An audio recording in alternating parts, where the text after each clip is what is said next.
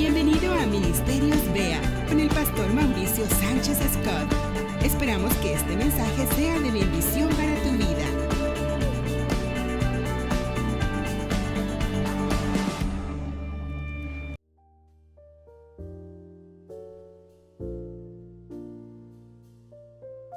Una palabra en japonés. Usted hoy se va a aprender una palabra en japonés. La palabra es Kakashi. Dígalo conmigo, Kakashi. No es Kakashi, es Kakashi. Dígalo nuevamente, Kakashi. Muy bien. Y hay una historia que te quiero contar que tiene que ver con esta palabra. En el Japón del siglo XVI, en una aldea agrícola de la región de Hansai, se registró un evento sin precedentes. Una enorme plaga de cuervos arrasó con todos los campos. No es raro que las aves sean una amenaza para los campos, pero en esta ocasión en particular fue una enorme cantidad y los daños fueron devastadores. Lo curioso es que acabaron con todos los sembradíos de la región, exceptuando con una parcela. Esa parcela se le conocía como Kakashi. Kakashi significa en japonés algo que huele mal. Eso significa Kakashi, algo que huele mal. Yo creo que en español también significa lo mismo, fíjese. A mí que en español también se debe significar lo mismo, Kakashi, algo que huele mal. Le decían así a este campo, Kakashi, porque era un campo que cultivaba rábanos. Y el olor del rábano, pues el rábano japonés, era un olor penetrante. Y los cuervos no atacaron ese campo en particular. Pero no fue por el olor, no fue por los rábanos. De hecho, los rábanos les gustan mucho a las aves, sino porque ese campo tenía algo que ningún otro campo tenía. Y era un espantapájaros. A partir de ese momento empezaron los demás a imitarlos y hoy en día a los espantapájaros en japonés se les dice como cree, Kakashi. O sea, Kakashi es espantapájaros en japonés, aunque en realidad significa algo que huele mal. Los espantapájaros no los inventaron los japoneses. Hay registros de que ya se utilizaban desde el viejo Egipto, hace más de 3000 años. El hombre siempre entendió la importancia de un artilugio que evitara que las aves devoraran los campos.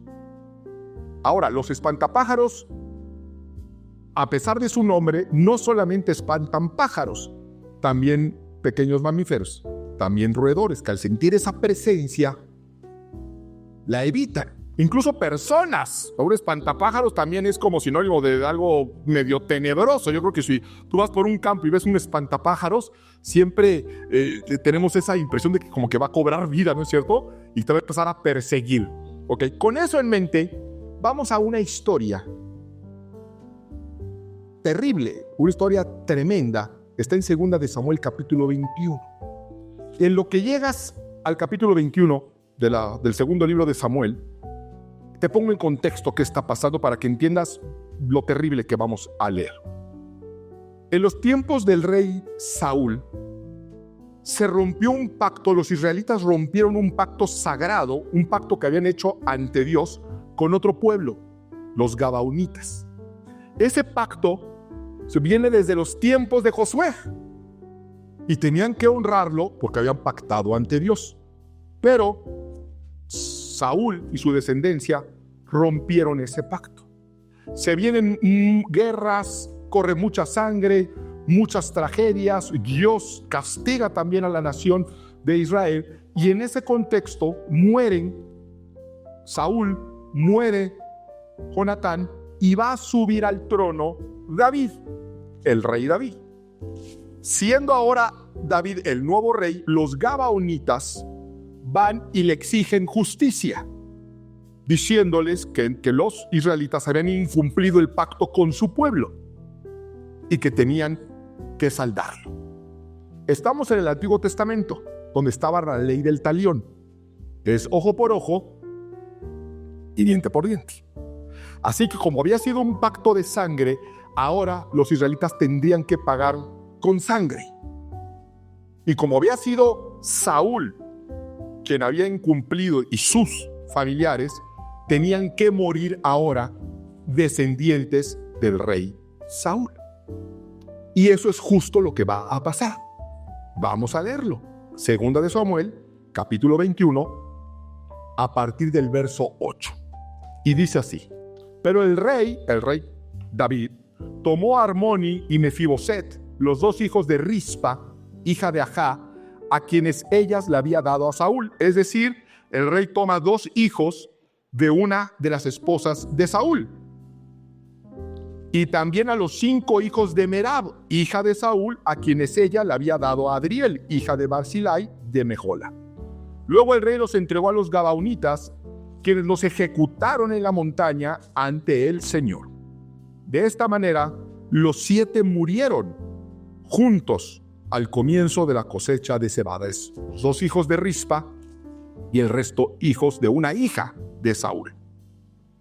Después Rispa, hija de Ajá, extendió tela áspera sobre una roca y se quedó ahí desde el comienzo de la cosecha hasta que las lluvias cayeron sobre ellos.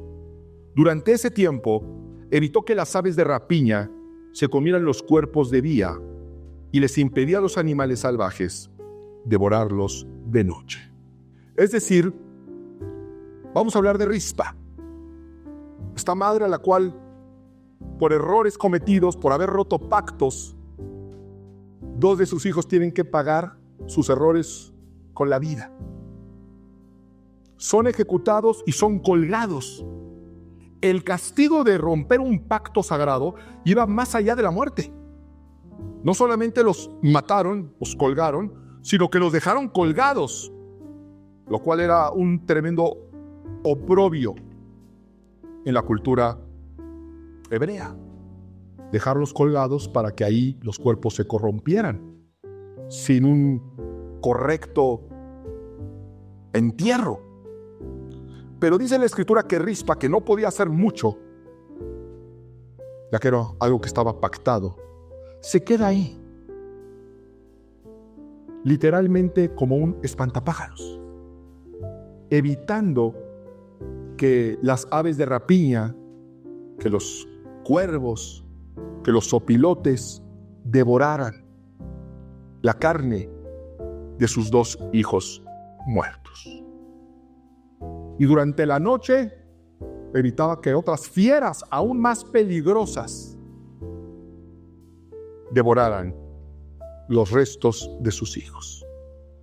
La historia de Rispa es la historia de una mujer que ante una tragedia inimaginable va a mostrar una fuerza inquebrantable. Aunque sus hijos habían sido ejecutados y abandonados a su destino, Rispa se negó a retirarse. Se negó a dejarlos desamparados. Imaginémonos a esta mujer en el desierto, espantando, ahuyentando los zopilotes que de vez en vez se posaban sobre los hombros o a cabeza de sus hijos con la intención de darles picotazos y devorar sus carnes, sacarles los ojos. Y de noche, probablemente con una lámpara y con algún tipo de protección, un azadón, un palo, evitando que se acercaran coyotes, chacales.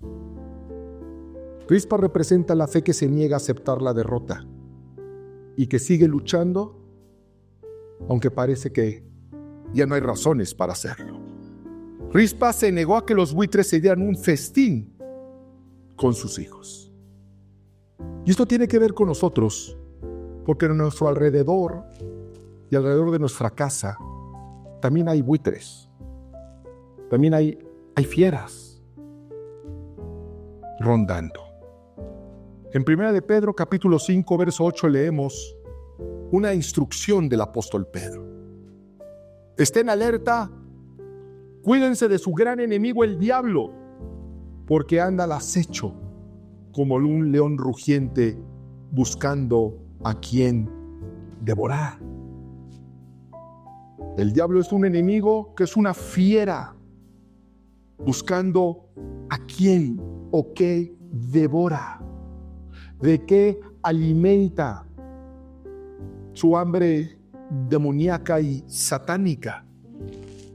Y junto con él hay huestes espirituales que están buscando devorar nuestra fe, que están buscando devorar a nuestras familias. Y por supuesto aparecen cuando nuestras defensas están bajas. Aparecen cuando rompemos pactos, cuando tomamos malas decisiones, cuando nos alejamos de Dios, cuando hay conflicto en el matrimonio, cuando hay desánimo en la fe, cuando los hijos toman malos caminos. El diablo busca a quien devorar.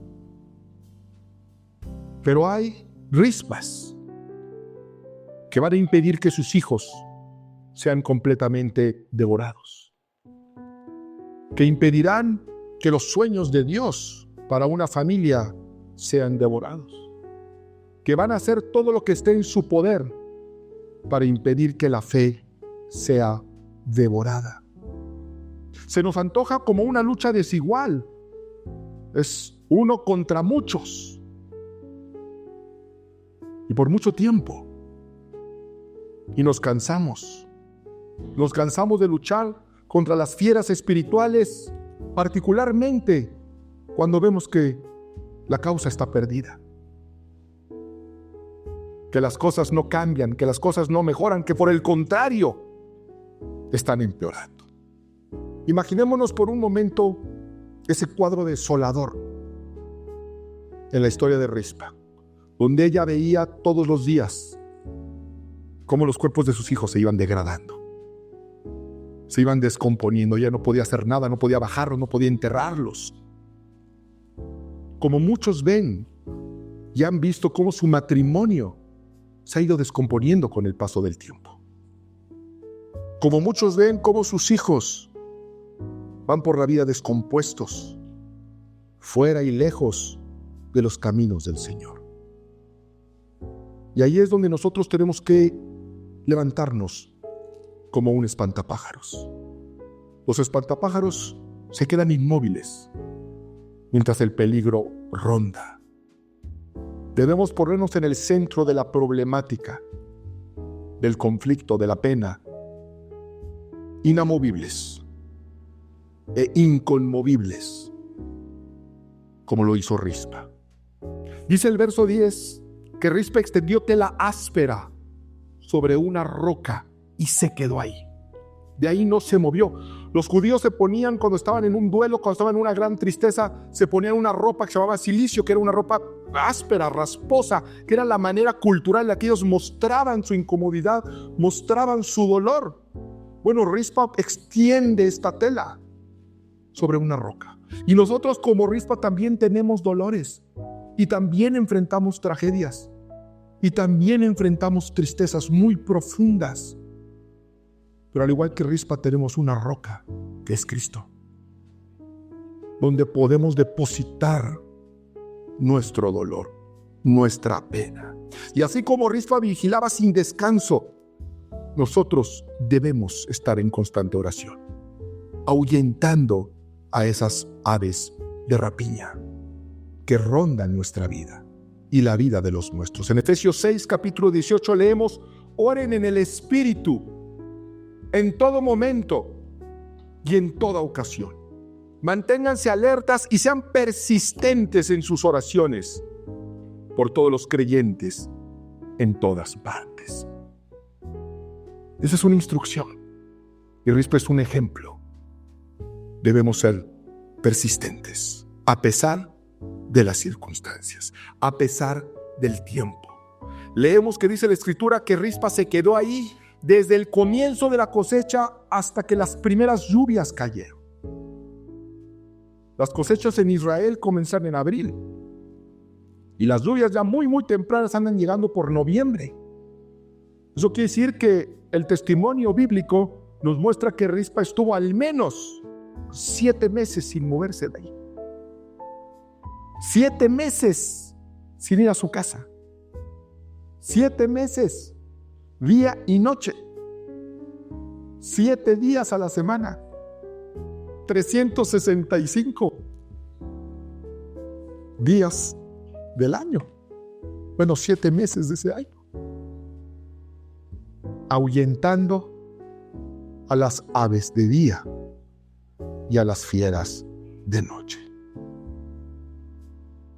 Pero ahora consideremos no solamente la tremenda resiliencia de esta mujer, de mantenerse ahí sin moverse, sin la menor intención de regresar atrás, sino imaginémonos la condición ya de sus hijos.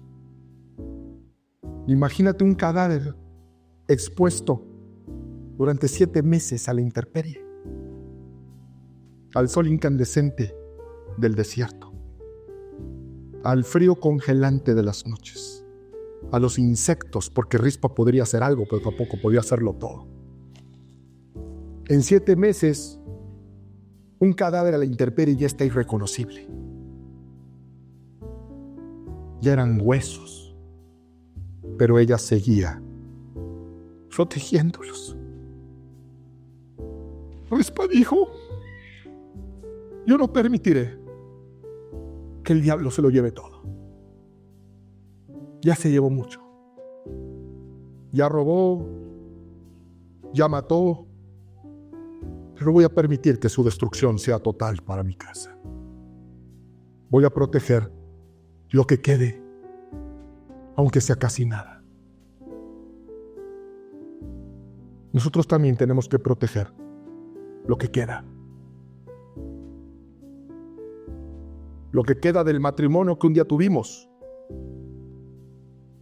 Lo que queda del hombre o la mujer de fe que un día fuimos. Lo que queda de esos hijos que fueron formados en la palabra, pero que hoy caminan lejos del Señor y que están muertos espiritualmente.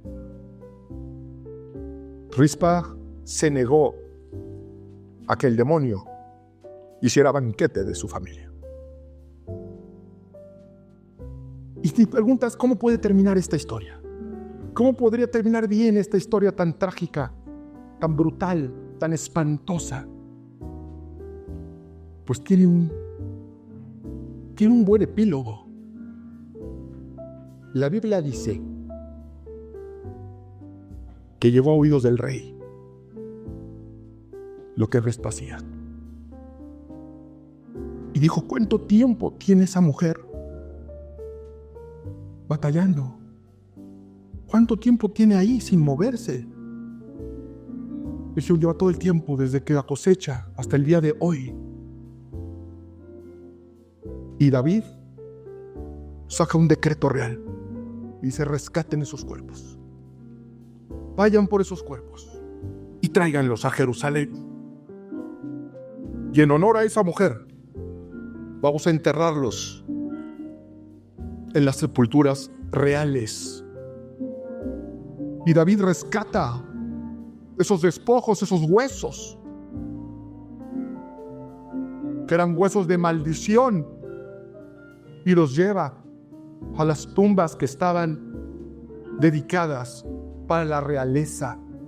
Y dice la Escritura que después de esto Dios tuvo compasión del pueblo y lo bendijo. Yo quiero que tú sepas algo hoy. Nuestro Rey escucha nuestro clamor. Nuestro Rey escucha tu clamor. Dice el Salmo 34:17: el Señor oye a los suyos cuando claman a Él por ayuda y los rescata de todas sus dificultades. Puede ser que todo a tu alrededor hoy sean despojos de lo que un día fue, huesos secos de lo que un día fue. Yo quiero compartirte una visión, porque David, el rey David, lo más que pudo hacer fue tomar esos huesos y darles un entierro honroso. Pero ciertamente nuestro rey puede hacer mucho más que el rey David. Y quiero mostrarte una visión, quiero compartirte en este día una visión que Dios dejó para su pueblo y que se la dio a un profeta, el profeta Ezequiel. Ezequiel capítulo 37. Dice la Escritura: el Señor puso su mano sobre mí y fui llevado por el Espíritu del Señor a un valle lleno de huesos. Me condujo por un lado a otro entre los huesos que cubrían el fondo del valle. estaban desparramados por todas partes y completamente secos. Entonces me preguntó: hijo de hombre, ¿pueden estos huesos volver a vivir? ¿Pueden volverse a convertir en personas vivas? Oh Señor soberano, respondí, solamente tú sabes la respuesta. Quizá tú le has preguntado a Dios como Ezequiel: Señor, ¿puede esta circunstancia revertirse? ¿Puedo realmente mi matrimonio volver a ser como era? ¿Puede mi familia reconciliarse? ¿Puedo recuperar la salud? ¿Puedo recuperar la felicidad? Solamente Dios sabe la respuesta. Y Dios dio la respuesta. Y dice la Escritura, entonces me dijo: anuncia un mensaje profético. Tú estás a punto de recibir un mensaje profético esta mañana. Anuncia un mensaje profético a estos huesos y diles: huesos secos, escuchen la palabra del Señor. Esto dice el Señor soberano. Atención, pondré aliento dentro de ustedes y haré que vuelvan a vivir. Dios hace que lo muerto pueda volver a vivir. Dios demostró a Ezequiel que aunque esté perdido, Él lo puede restaurar y puede traer nueva vida sobre matrimonios, sobre hijos, sobre emociones, sobre familias. Solamente Él tiene el poder de transformar lo muerto en vida. La historia de Rispa no terminó con sus hijos colgados en maldición. Terminó con un rey que escuchó su clamor y movió su mano a su favor. Tu historia no ha terminado aún todavía. Tu historia no ha terminado. Mantente sobre la roca, ahuyentando a los buitres. Créame en oración. Que Dios nos bendiga. Ministerios Vea con el pastor Mauricio Sánchez Escort. Esperamos que este mensaje sea de bendición para tu vida. Para conocer más, visita nuestro sitio en internet www.iglesiavea.com. Gracias por escucharnos.